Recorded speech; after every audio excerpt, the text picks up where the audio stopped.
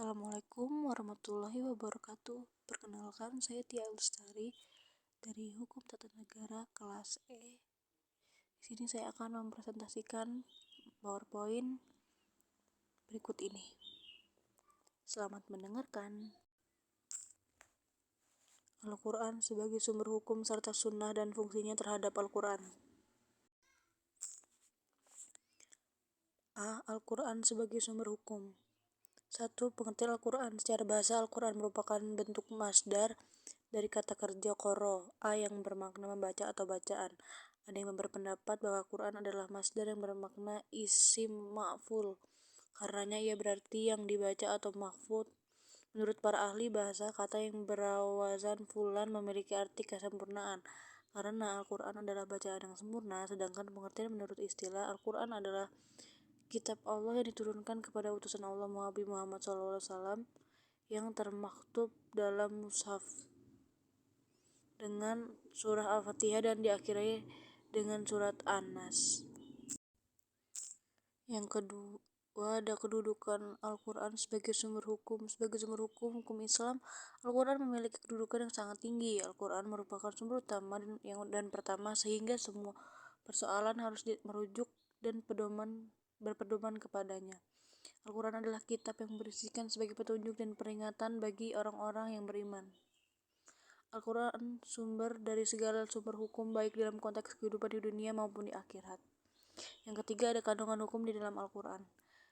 Yang pertama, 1 adalah akidah atau keimanan. Yang kedua adalah syariat atau ibadah.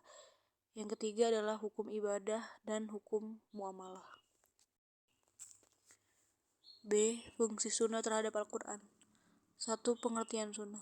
Kata sunnah ditinjau dari segi lugawi diambil dari bahasa Arab yang berarti adah atau tradisi dan kebiasaan, di mana tradisi dan kebiasaan mencakup yang bersifat baik, buruk, ataupun terpuji dan tercela. Dengan demikian, maka sunnah dalam Al-Quran lain adalah al-tariq, al-mutadah, sanah-kanah, al-syiyah. Di dalam Al-Quran, kata sunnah disebut secara berulang-ulang, baik dalam bentuk mufrad maupun dalam bentuk jamak. Maka sunnah ditinjau dari segi syara adalah identik dengan hadis. Yang kedua, ada fungsi sunnah terhadap Al-Quran.